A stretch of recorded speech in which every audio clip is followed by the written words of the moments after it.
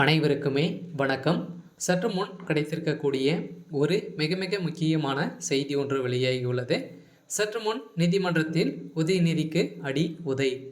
திமுக நிர்வாகிகள் செய்த மிகப்பெரிய கலவரம். இது மாதிரி செய்திகள் வெளியே இருக்குது. நேற்று பார்த்தீங்கன்னா நீதிமன்றத்தில் சனாதன வழக்கில் ஆஜரான உதயநிதி ஸ்டாலின் அவர்களுக்கு பார்த்தீங்கன்னா அங்கு உச்சநீதிமன்றத்தில் அவர் உட்கார கீழே பார்த்தீங்கன்னா அவர் சேரில் உட்காரக்கூடாது அப்படின்ற மாதிரி நீதிபதி பார்த்தீங்கன்னா அடித்து சொன்ன காரணத்தினால தான் அங்கிருந்து அவர் கூட இருக்கக்கூடிய திமுக சேர்ந்த நிர்வாகிகள் பார்த்தீங்கன்னா மிகப்பெரிய கலவரத்தில் வெடித்து அங்கு கல்லுகளை இறைந்த நீதிபதி மீது பார்த்தீங்கன்னா அதிரடியாக எதிர்ப்புகள் தெரிவித்து அங்கு நடந்த மிகப்பெரிய கலவரத்தினால தான் உதயநிதி ஸ்டாலின் அவர்களுக்கு பார்த்தீங்கன்னா இப்போ ஒரு உதயநிதியுடைய ஒட்டுமொத்த கதையை முடியக்கூடிய அளவுக்கு தான் இப்போ நடந்திருக்கு.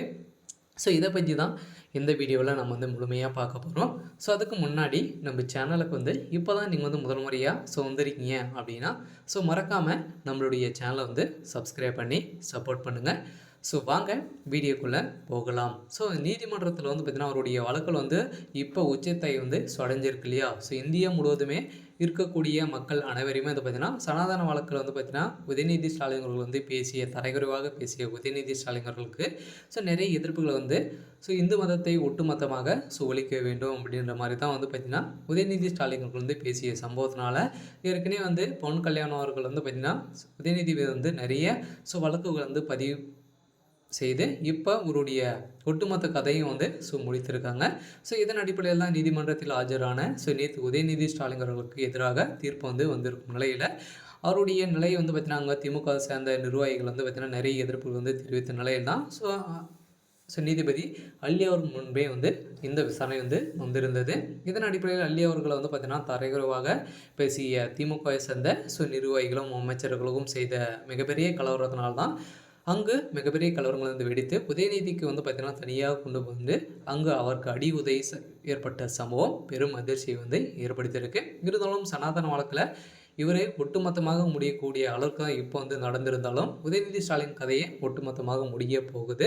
இருந்தாலும் நீதிமன்றத்தில் ஏற்கனவே நிறைய வழக்குகள் இருந்தாலும் கூட இந்த சனாதன வழக்கில் தான் திமுகவுடைய தலைமையகத்துக்கு ஒரு மிகப்பெரிய எதிர்ப்பாகவும் திமுகவுடைய ஆட்சிக்கும் ஒரு கேள்விக்குறியாக தான் மாறி இருக்கும் நிலையில் தான் இப்போ நீதிமன்றத்தில் இறுதி எதிர்ப்பாக உதயநிதி ஸ்டாலின் அவர்கள் 3 ஆண்டுகள் சிறை தண்டனை அனுபவிக்கணும் அப்படின்ற மாதிரி அல்லி அவர்கள் போட்ட உத்தரவால் திமுகவுடைய தலைமையகமே பெரும் கதி கலங்கி போய் தான் இருக்காங்க.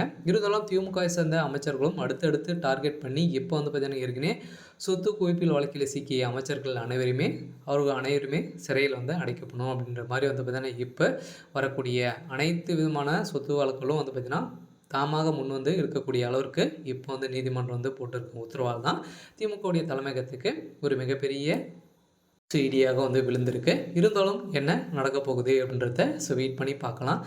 இது மாதிரி செய்திகளை தெரிஞ்சுக்கணும் அப்படின்னா மறக்காமல் நம்மளுடைய சேனலை சப்ஸ்கிரைப் பண்ணி சப்போர்ட் பண்ணுங்கள். தேங்க்யூ.